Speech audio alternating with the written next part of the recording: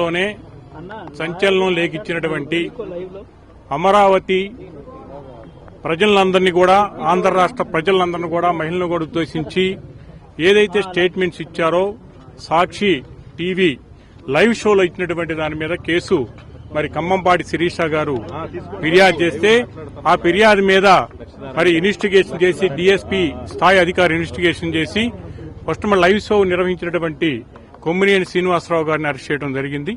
దానికి సంబంధించి ఈ రోజు ఆయన రిమాండ్ చేయడం జరిగింది. అయితే ఆ రిమాండ్ రిపోర్ట్ ని మొత్తం కూడా మరి జడ్జి గారు మొత్తం కూడా పరిశీలించి 25 వరకు ఆయన్ని రిమాండ్ చేస్తూ కోర్టు వారు ఆదేశాలు ఇవ్వడం జరిగింది.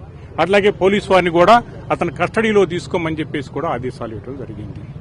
అసలు దీనికి సంబంధించి పూర్వపరాపాలు కూడా మొత్తం కూడా ఇన్వెస్టిగేషన్ రూపంలోనే కాకుండా ప్రజలు అందరూ కూడా లైవ్ షో చూసి ఎంత బాధపడ్డారో దానికి అనుగుణంగానే మరి ఎవరైతే ఫిర్యాదుదారు ఉన్నారో ముందుకు వచ్చేసి ఒక మహిళగా ఈ రోజు ప్రజల తరపున నిలబడేటువంటి విధానం ఏదైతే ఉందో అందరూ హర్షించాల్సిన విషయం. మేము ప్రధానంగా ఒకటే కోరుతున్నాం, మా హైకోర్టు ఎక్కడుందండి? అమరావతిలో ఉంది. రాజ్భవన్ ఎక్కడుంది? అమరావతి ఏరియాలో ఉంది. ఈ మంగళగిరి కోర్టు ఎక్కడుంది? అమరావతి ఏరియాలో ఉంది. అసెంబ్లీ ఎక్కడుంది? అమరావతి ఏరియాలో ఉంది. మరి సెక్రటరియట్ ఎక్కడుంది? అమరావతి ఏరియాలో ఉంది. ఇన్ని ఇన్స్టిట్యూషన్స్ నడిచే విధానంలో నడుస్తూ ఉంటే ఈ మొత్తాన్ని కూడా టార్గెట్ పెట్టేసి ఎంటైర్ సిస్టాన్ని కూడా పెట్టేసి ఇన్ని ఇన్స్టిట్యూషన్స్ కానీ ఈవెన్ ఇంక్లూడింగ్ మా హైకోర్టు కూడా అక్కడే ఉందని మాకు కూడా బాధగానే ఉంది. ఇక్కడ ఉండే వాళ్ళందరూ వేశ్యలు అన్న రూపంలో ఆయన చెప్పినా చెప్పబోయినా అదే అర్థంతో చెప్పి ఉద్దేశం ఏదైతే ఉందో దాన్ని సీరియస్ గా పరిగణించి రాష్ట్ర ప్రభుత్వం ఇమీడియట్ గా స్పందించేసి ఏదైతే ఈ ఆంధ్ర మహిళలకు సంబంధించిన ఆత్మగౌరవాన్ని కాపాడటానికి నిర్ణయం తీసుకుందో అదే దిశలో ఇంకా ముందు కూడా ఇన్వెస్టిగేషన్ చేయాల్సిన పరిస్థితి ఉంది. దీని వెనకున్నటువంటి ఎవరైతే సాక్షి మేనేజ్మెంట్ ఎవరైతే ఉండారో వారి మీద అట్లాగే వైసీపీకి సంబంధించిన లీడర్స్ కూడా ఎందుకు చెబుతున్నామంటే ఇంతటితో ఆగలేదు. ఇది వాళ్ళు యుద్ధం ప్రకటించారు. వాళ్ళు పదే చెప్పేది ఏంటంటే మేము అన్నాం మీరెందుకు ప్రింట్ చేయాలి, 1,00,000 ప్రింట్లు చేస్తారా అనే ప్రశ్న ఈ రోజు కూడా కోర్టులో కూడా శ్రీనివాసరావు గారు చూడండి బాధ వేసింది. మేము అక్కడ జరిగిందండి, జరిగితే ఏంటి 1,00,000 ప్రింట్లు దాకా 1,00,000 ప్రింట్లు మీరు ప్రింట్ చేస్తారా అనే పదం వాడటం అనేది అంటే మరి బాధపడ్డప్పుడు మీరు అన్నమాట విషయం మీరు రియలైజేషన్ అవ్వట్లేదు. ఈ రోజు ప్రత్యేకంగా మీరు చూసినటువంటి ఎవరైతే సజ్జల రామకృష్ణారెడ్డి గారు ఈ రోజు ఆయన స్టేట్మెంట్ కూడా ఫర్దర్ గా మళ్లీ కూడా డిరాగేటరీ వర్డ్స్ వాడటం, అఫెన్సివ్ రిమార్క్స్ మేడ్ అవటం, పిల్లల మీద ఇది మహిళల మీద వాళ్ళు కంటిన్యూస్ అఫెన్స్ చేస్తూ అల్లాఫుల్ యాక్టివ్ చేస్తున్నారు కనుక ఇది చివరికి ఏదైతే ఉందో మరి section 111 of the organised crime గా ట్రీట్ చేయబడితే కాకుండా ఇంకా ముందు కూడా దీంట్లో అనుకున్నటువంటి వ్యక్తుల మీద కూడా పరదరగా తరువుగా ఇన్వెస్టిగేషన్ చేస్తే పూర్తి స్థాయిలో న్యాయం జరిగిద్ది.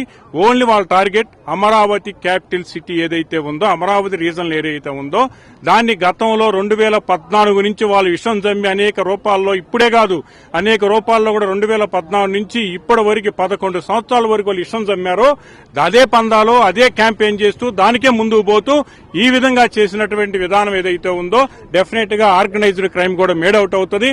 ఈ విధంగా కూడా మేము దీన్ని ముందు కూడా ఫైట్ చేయడానికి కూడా సిద్ధంగా ఉన్నాయని కూడా తెలియజేస్తున్నాం.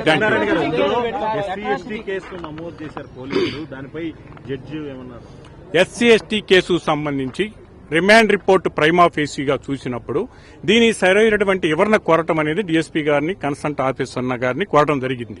అయితే దాంట్లో రిమాండ్ రిపోర్టులోనే స్పష్టంగా మరి అదైతే జడ్జి గారికి రాతపూర్వకంగా ఆయనకు వచ్చినటువంటి గౌరవమైనటువంటి జడ్జి గారు ఇచ్చినటువంటి ఆదేశాలను పాటిస్తూ దానికి సరైనటువంటి ఆన్సర్ ఇవ్వాల్సినటువంటి ఆవశ్యకత ఉంటుంది.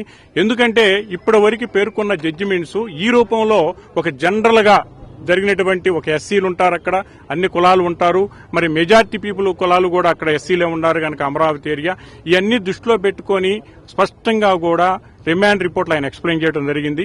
ఆ ఎక్స్ప్లెయిన్ చేసిన దాన్ని పునరావృతం చేసి మళ్ళీ ఎక్స్ప్లెయిన్ చేసేటువంటి అవకాశం ఉంటుంది. డెఫినెట్ గా ఎస్సీ ఎస్టీ కేసు కూడా మేడ్ అవుట్ విధంగా కూడా పాల్గొనేటువంటి ఒక ఇష్యూ ఏంటంటే అఫెన్సివ్ రిమార్క్స్ ఏదైతే ఉందో మేడ్ బై ది ఇంక్లూడింగ్ అంటే మహిళలు అన్న తర్వాత మహిళలు అన్ని కులాలు ఉంటాయి, అన్ని రకాలుగా కూడా ఉంటాయి కనుక అందులో న్యాయకత్వం వహిస్తున్నటువంటి ఎవరైతే ఉందో శిరీష గారు కూడా దాంట్లో మరి ప్రధానంగా కూడా ఆమె ఫిర్యాదుదారుగా ఉంది. డెఫినెట్ గా అక్కడ మహిళా తల్లులు అందరూ ఎఫెక్ట్ అయినప్పుడు మరి ఎస్సీలు కూడా మహిళలు ఉన్నారు కదా కనుక ఆ దిశలో కూడా ఎక్స్ప్లెనేషన్ ఇచ్చేటువంటి అవకాశం ఉంది. రేపు కోర్టు వారు దాని మీద ఏ నిర్ణయం తీసుకుంటారో కోర్టు యొక్క పరిధి, దాని గురించి మేము కామెంట్ చేయగలం. 24/6/25 వరకు కస్టడీ ఇచ్చారండి. గుంటూరు జైలుకి అది వాళ్ళు నిర్ణయం ఇస్తాను ప్రెసిడెంట్. Okay, thank you. ప్రధానంగా కూడా లాయర్లు అయితే క్లియర్ గా ఈ అంశంపై చెప్తున్నారు. ఏదైతే ఇంప్లిమెంటేషన్ చేసినటువంటి చట్టానికి సంబంధించినటువంటి ప్రతి సెక్షన్ ను కూడా క్లియర్ గా జడ్జి ముందు రిమాండ్ రిపోర్ట్ లో పేర్కొనడం జరిగింది. వాటన్నిటిని కూడా పూర్తి స్థాయిలో పరిశీలించిన తర్వాత దీనికి సంబంధించి కూడా కేసుకు సంబంధించినటువంటి అంశాలను కూడా క్లియర్ గా కూడా చెప్పడం పరిస్థితి ఉందనే విధంగా కూడా చెప్తున్నటువంటి పరిస్థితి ఉంది. మొత్తం 14 రోజులు రిమాండ్ విధించినటువంటి